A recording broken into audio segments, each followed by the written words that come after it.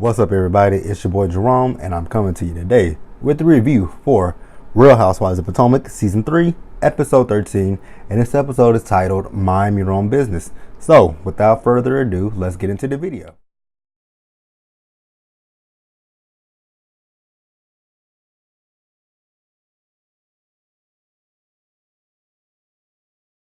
Alright, then you get this little small, irrelevant scene with Candace. I'm gonna just go through this really quickly because it was a filler scene for me, to be quite honest with you. It didn't serve any purpose. So Candace and Chris, they're going to meet with an attorney to set up for a prenup. Now, when it comes to a prenup, you're trying to protect your assets and stuff like that. Now, I'm really confused. What assets do Candace have aside from her hair care line, which her mom is an investor in? Anybody? So I really didn't understand what the whole purpose of this this whole prenup is, because you don't really have anything to protect. Like, and then Chris is co-owner in that restaurant. So I was kind of hella confused about that whole situation. Like, what are y'all getting a prenup for? Two broke people can't secure nothing or protect nothing. And I'm not saying that Candace is broke. I'm just saying that everything that Candace has is her, through her mother. So, and then she says she can inherit some property, and I'm pretty sure that is in the event that her parents pass away. So I don't really see that if you and Chris don't make it within the next 5 years and your mom is still alive, Chris can't take something that's not yours. So I didn't really understand what she was protecting. And I really believe Candace needs to fucking grow up. Candace is 31 years old. Like, I'm 29 years. I'm about to be 29 in 3 weeks from tomorrow. And, I feel like I'm a little bit more mature than Candace is. And she's older than I am by 2 years almost. So Candace needs to fucking grow up and stop depending on her mom and her dad 100%. And they were talking about alimony, and I'm like, oh my god, little girl, grow the fuck up, get a job, do something. Like, first of all, how are you gonna get alimony from Chris? He is co-owner in a restaurant. What kind of alimony are you gonna get? And alimony is, if I'm not mistaken, alimony is when you divorce, you get alimony. But that's because you got accustomed to a certain lifestyle. Isn't that? If I'm incorrect, somebody let me know. But Candace needs to grow the fuck up, get a job, and do something. Like, I don't know what the girl needs to do, but this prenup situation made absolutely no sense whatsoever to me.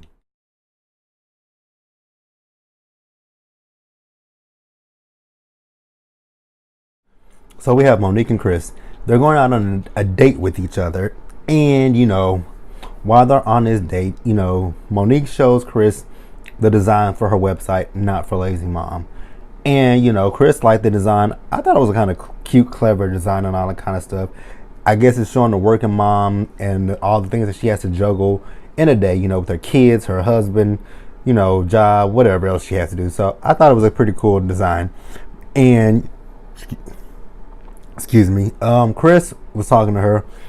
And basically, Chris is just telling her, doing all this stuff that you do, make sure that you just still have time for me. Which, I'm like, okay, that's cool, that's cute, and whatever.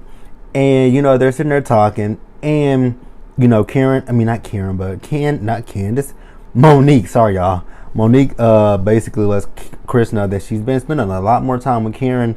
And, she hasn't really been spending much time with Charisse at this point. She calls Charisse, she texts Charisse, but she doesn't even get a response from Charisse. And, we find out that Monique's 34th birthday is coming up. And this is a segue to the girls' trip. Chris says that he's going to pay for Monique to go wherever she wants to go. And, he'll stay home and he'll watch the kids. And, it was cute enough. Also, while I'm talking about Chris and Monique, because in this scene, they were talking about, she asked him when was he ready for another kid. He said right now. So while I'm talking about this, shout out to Monique and Chris, because they are expecting another child.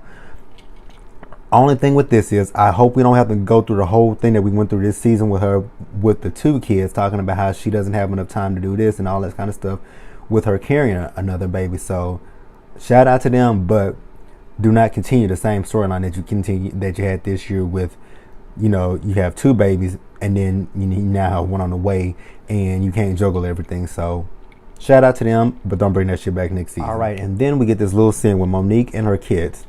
You know, they are at the house and they are making invitations for her 34th birthday trip. And like I said, it's the girls' trip that they take every year. Every city takes a girls' trip. So this year, for Monique, it's Monique's 34th birthday, and she's decided that she wants to go to France for the trip.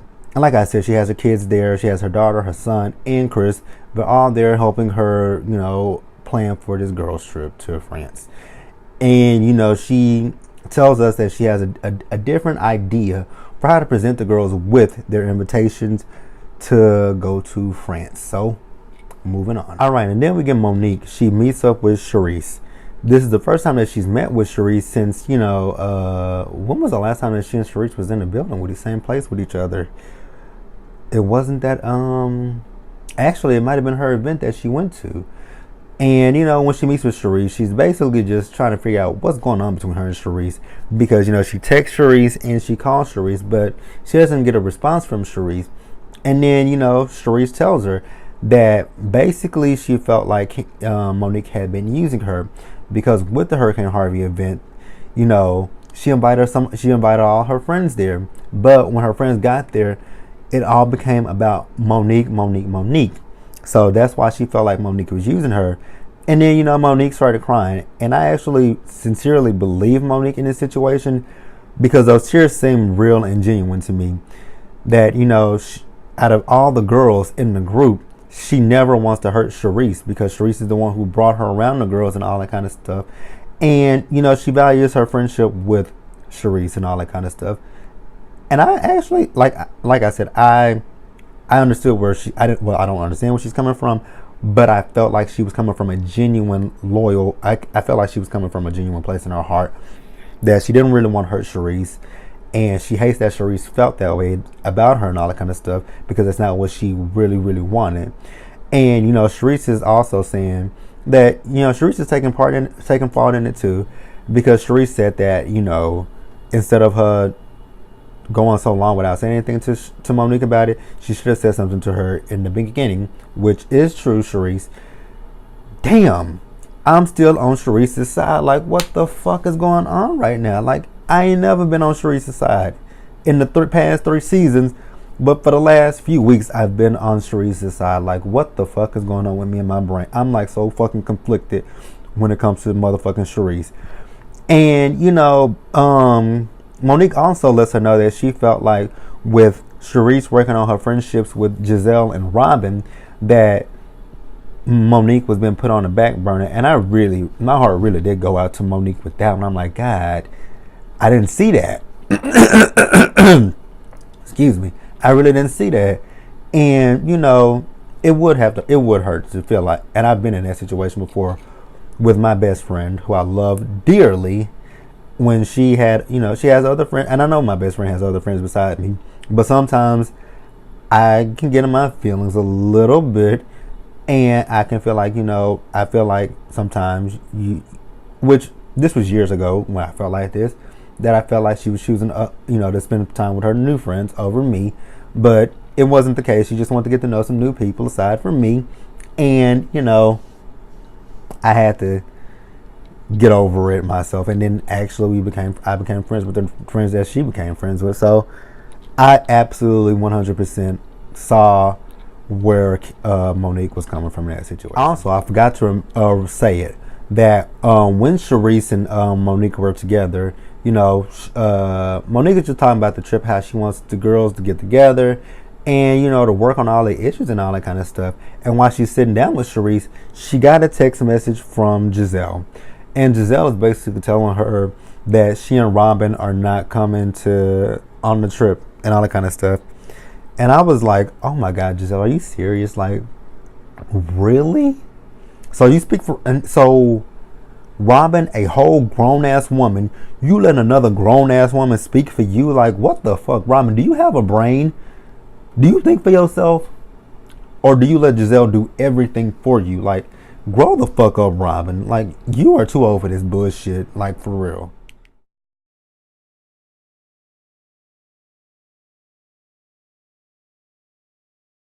Alright, so we get this scene with Robin and them badass kids of hers. So Robin is at the house and Robin is doing her Robin thing. She's talking about how, she has to juggle her work-life balance to be at home with her kids because Juan has a hectic schedule working for whatever division, whatever, a number one, whatever she said. I was not really completely 100% paying attention to Robin in that scene. What you talking about, what Juan, what Juan does. I blanked out completely. So, like I said, she's there with her boys. She's feeding them she's getting breakfast ready for them or whatever. And they have a little friend over there who is just as fucking bad as they are. Robin kept asking him what he wanted to eat. I really wasn't grasping what he was saying, but it wasn't something that, because again, she kept asking him what he wanted to eat. I'm like, get that little nigga some cereal. Like, get that little nigga some cereal, a piece of toast, some bacon, whatever. Don't ask the little nigga what he wants. Just get that little nigga some food. Shit, fuck it. I don't know what he was asking for, because whatever it wasn't something that she was going to give him. So, whatever. So while she's there doing that shit with them, the doorbell rings. So she goes to the door, and there is a freaking mime at the door. And I'm like, if I was Robin, and that mom came to my door, I would have been like, what the fuck is... I probably would have said it out loud. What the fuck is this? What the fuck is going on? Where the fuck did you come from? And then I would have slammed the motherfucking door in his face. I would have been like, hell, fuck, nah, bitch. I ain't fucking with that shit. Like, ugh. I think moms are really, nothing against moms, but they freak me out just a little bit because they don't talk. They just sit there and do all that moving. I'm like, I ain't with that bullshit. You gonna back your ass the fuck up away from me. Like, for real. Back the fuck up. So she takes her stupid ass outside, and he has his trunk full of stuff, and he gives her a tape recorder, and he pressed play on the tape recorder and is speaking in French. And she was like, she didn't understand what this. She was like, what are you saying? What is this? I don't know what they're saying. I took Spanish in high school, so I don't know what you're saying, and I don't know what they're saying. And I'm like, you didn't hear, and the one thing that I did understand, excuse me, y'all. The one thing that I did hear in their recording was Monique's name. That was all I heard was Monique. So when she told him she only knew Spanish, she didn't know French, he gave her the invitation, and she asked him, well, is this in English? And he said, yeah, it was in English. So she read the invitation, and she said Monique. And, she's on the fence with it because Robin's whole thing is she hasn't really talked to Monique since, the umbrella situation. And I'm going to get into this a little bit later about how I feel about Monique inviting all the girls on the trip. I think it's a good thing try to put the differences behind them. But I'm going to get into that just a little bit later in the video about how I really feel about that.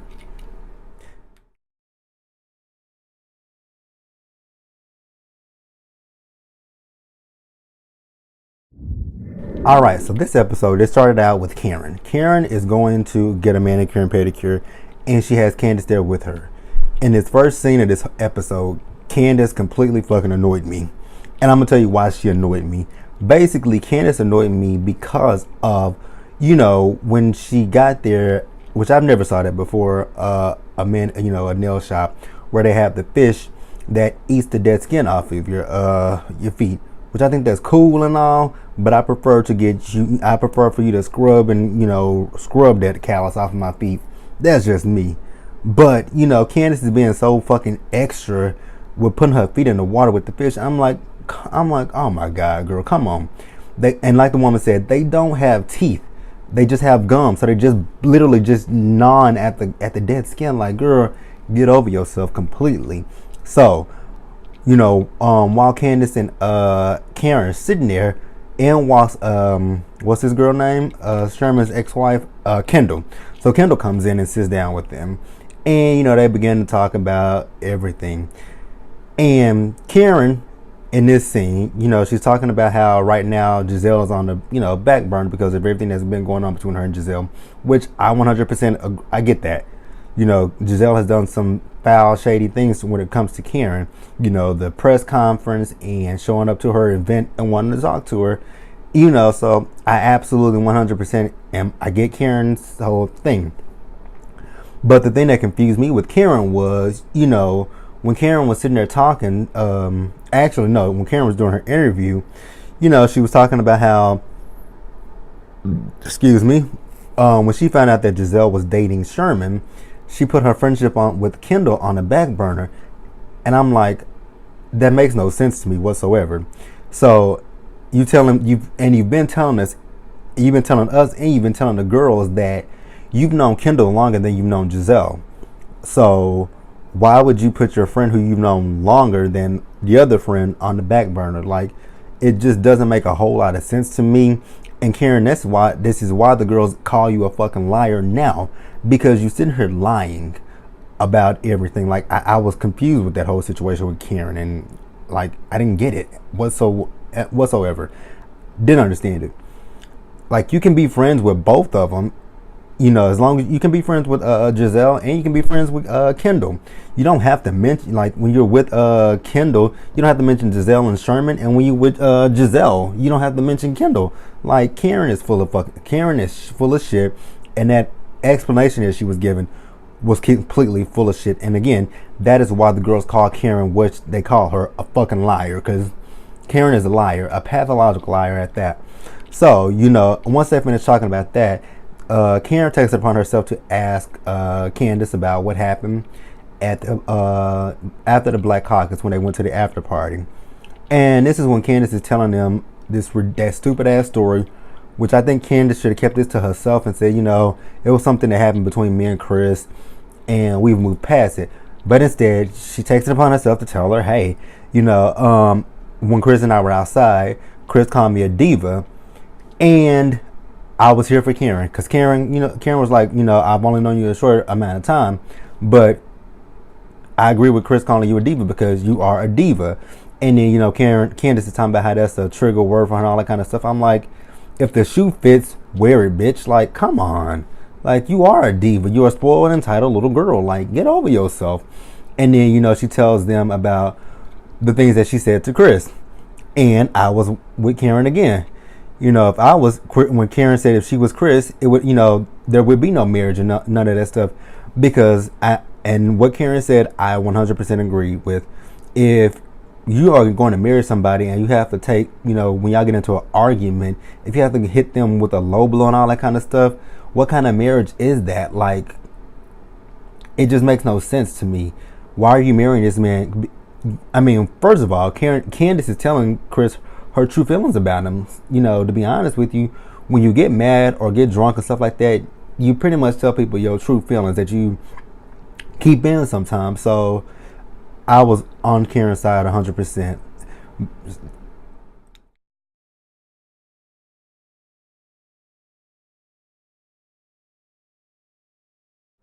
Okay, so we have Gizelle. Gizelle and Karen, they're meeting up for lunch or dinner, which I don't know which one it was. Don't really care, to be quite honest with you.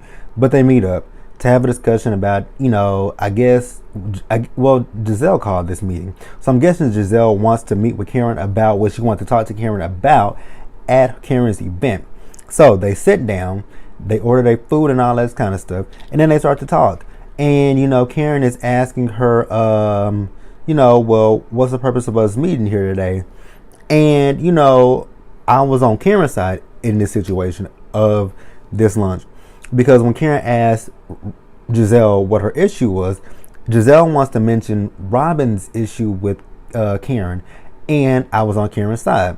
Karen said, between what's going on between me and Robin is between me and Robin. When I see Robin separate from you, I'm going to talk to Robin separately about our issue. And I was completely 100% on Karen's side with this one. Like, Gizelle, you met with Karen to discuss your issues with her, not your issues with her dealing with Robin. Like, let Robin fight her own battles. So I was 100% with Karen on that one. Like, I'm not gonna sit here and talk to you about another person that's not physically here right now. Like, it's pointless. So Karen decides to tell Gizelle, I'm tired of you and all your little whack attacks and all this kind of stuff. She said first it was the press conference, and Gizelle like, we going all the way back there? She said, yeah, we are going back there. And I was on Karen's side. Like, this whole time I was really on Karen's side, because I got where Karen was coming from. Like, you said you weren't gonna do anything else to me about after the whole press conference, because they got past that. And Karen, said, Karen felt that with Gizelle and Robin coming to her event, which Bravo played the shit out of Karen with this one, because Karen was talking about what Gizelle had on. She said you shouldn't wear it twice in 1 year, and Gizelle said it was 2 different years, which Bravo did show it. They showed it in 2016 and in 2017. And then Karen was talking about, well, when she and Robin came to her event, Gizelle was screaming, which Gizelle actually was not screaming when she came to that event. She was whispering. And, she's telling Gizelle that was very clownish and all that kind of stuff. And Gizelle said, no, that's the clown right there. And Karen was like, I'm not going there with you right now. And then Gizelle was like, but he's sitting here, he's right here in our conversation. And it was that fucking Mime again. I'm like, what? I was really confused with that scene. I'm like, first of all, how the fuck did that Mime know where they were? Which is Bravo. Although Chris is saying he's paying for this trip, really and truly, Bravo is paying for this trip. So that's why that dumbass Mime has been able to find everybody.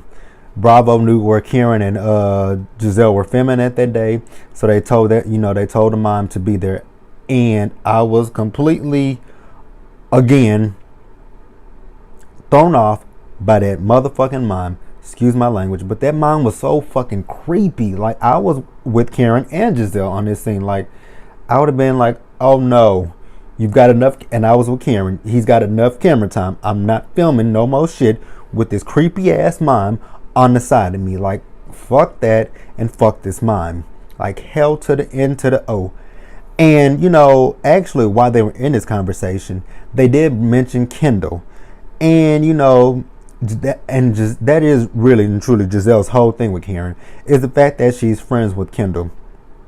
Now, if what Karen is saying is true, that she was friends with Kendall long before she was friends with Gizelle, I don't see anything wrong with that. I think Karen didn't know how to juggle her friendships with both of them. Like I said earlier, Karen can still be friends with Kendall and she can be friends with Gizelle. You just don't have to mention the other one when you're with you. You don't have to mention Gizelle when you're with Kendall. You don't have to mention Kendall when you're with Gizelle. And that's how that should, it can flow. It can work perfectly. You just don't have to mention the other when you're with the other person. And this is the only time that I did not agree with Karen. When Karen was telling Gizelle that maybe you shouldn't date somebody's ex-husband. And I'm like, huh? Like, Gizelle is not friends with, what's that girl named? Kendall. So I really didn't understand that whole dynamic and all that kind of stuff. And then Gizelle said, more than likely, I'm going to end up dating somebody's ex anyways, which that is true. They are women of a certain age. That's where I'm coming from with that one. They are women of a certain age. So most people their age are married. And if they're not married, they probably once were married. So and like Gizelle said, she probably will date someone's ex at some point, like whatever. And Karen said, yeah, you probably will. And that was the only time I really wanted to hear for Karen with that whole situation about talking about her, Gizelle, dating Kendall's ex. Like, if her and the girl ain't friends, then Gizelle really don't have no obligation to Kendall whatsoever. So what's the point?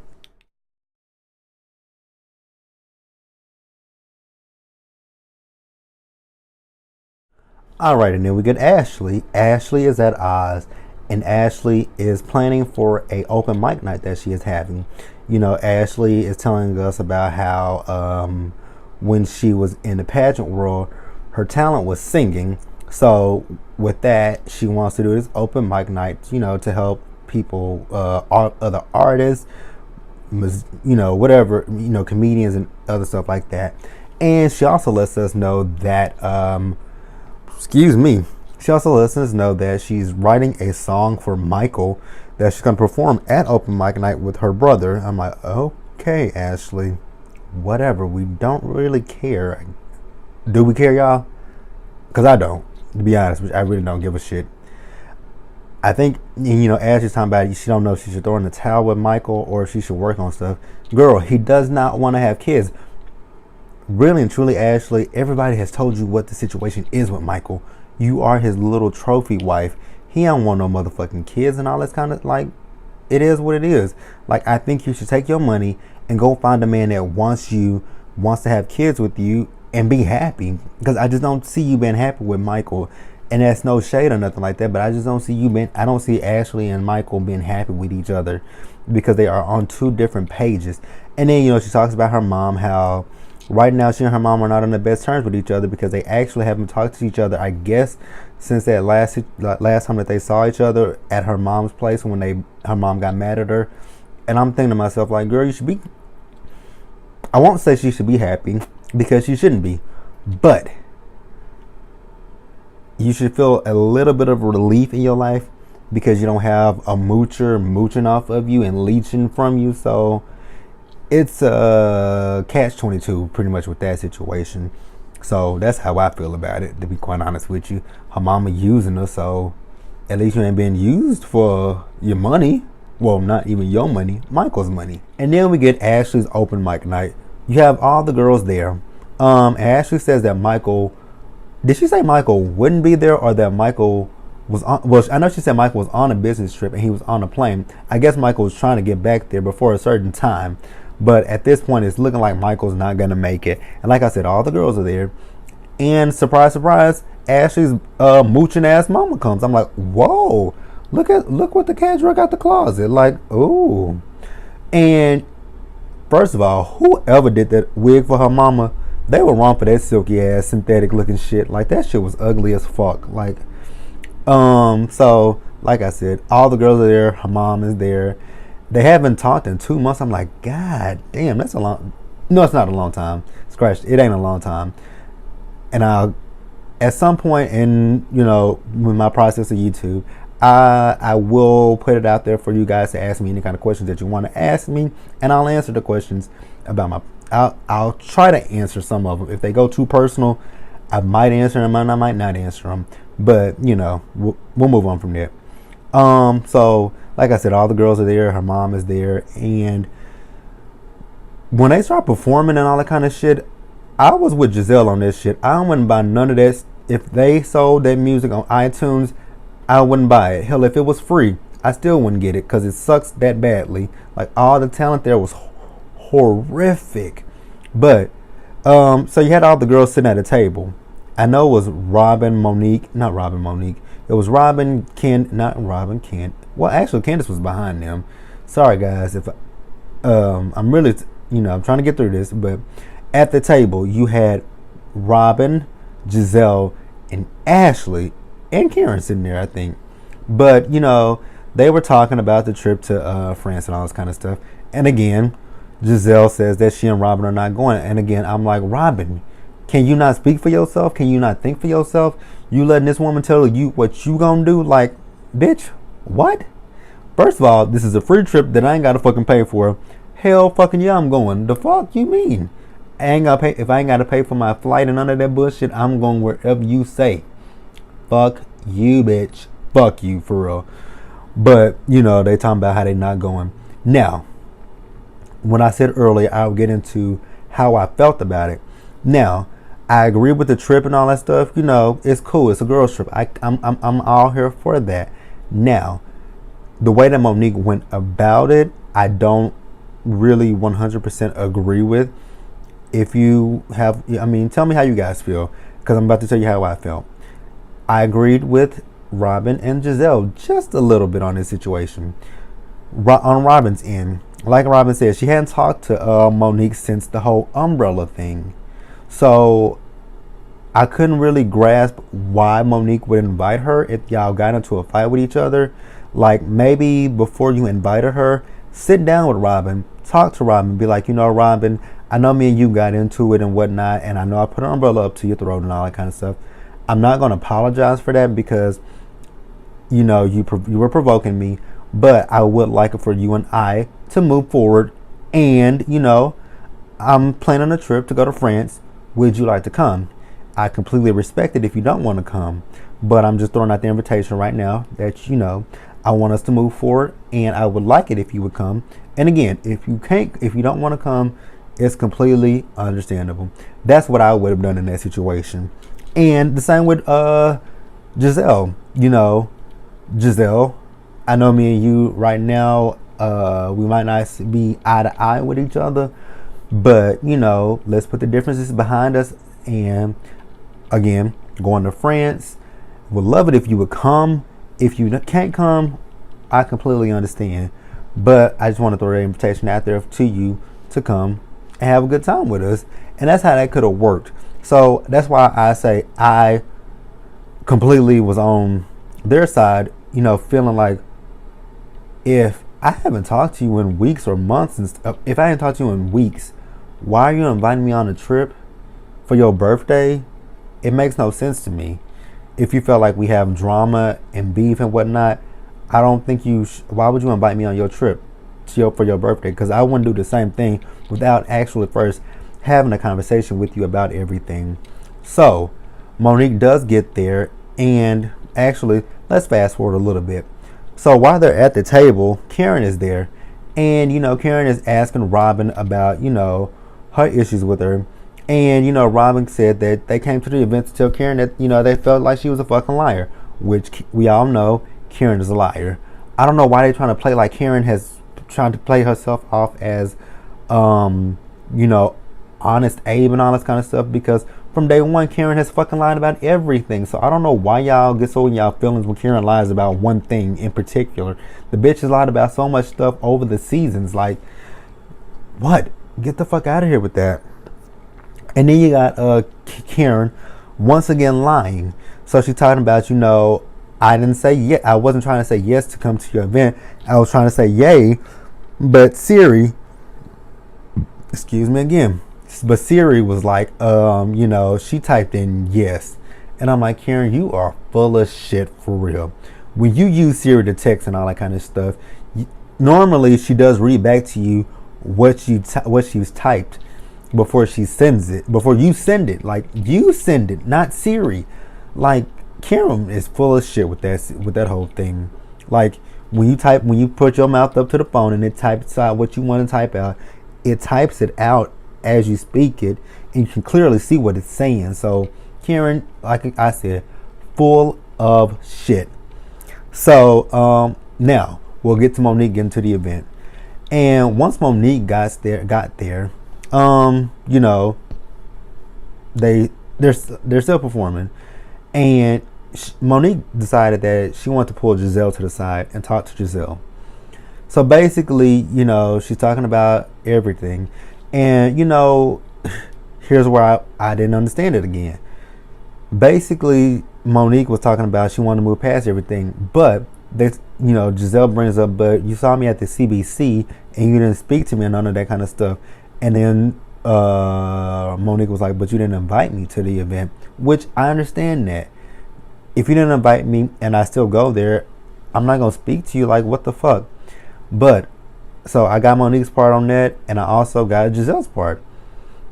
If you didn't speak to me, why are you now inviting me to your birthday event? It makes no sense. It makes no sense to me. So I got both of their sides, 100%. And then she tells, when it comes to Pinky and the Brain, I don't get them. So she's telling her Monique that she's not coming, but she's like, if Robin says that if Robin goes, I'll go, and we'll just do our thing by ourselves. And I'm like, what kind of fun is that? And why do y'all have to do something together? Like, do y'all both share the same fucking brain or something? Like, I'm mad motherfucking confused when it comes to those two. Do y'all share the same brain? So Michael does end up showing up to the event. He's a little bit late, but Ashley still wants to perform her song for Michael. And she gets up there and performs her little song for Michael. Ashley, don't quit your day job, because that song and your singing wasn't the best.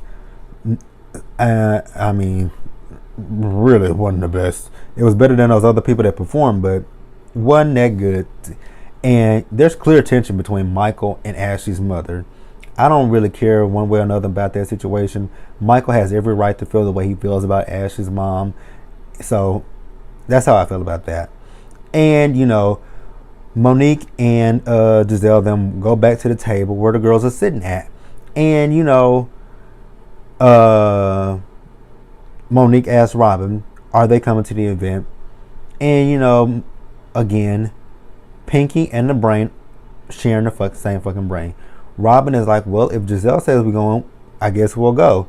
And Gizelle said, yeah, that they're going. I'm like, well, first of all, it ain't no down in our minds that y'all are going, because this is Bravo's trip that Bravo is paying for. So of course y'all are fucking going on the trip. Talking about they'll just do their own thing. And I'm like, oh my God, like really? Y'all bitches work a fucking nerve. But that was Real Housewives of Potomac. Rate the video, leave your comments, and subscribe to the channel. And tell me how you guys feel in the comment section below. And I will see you guys later.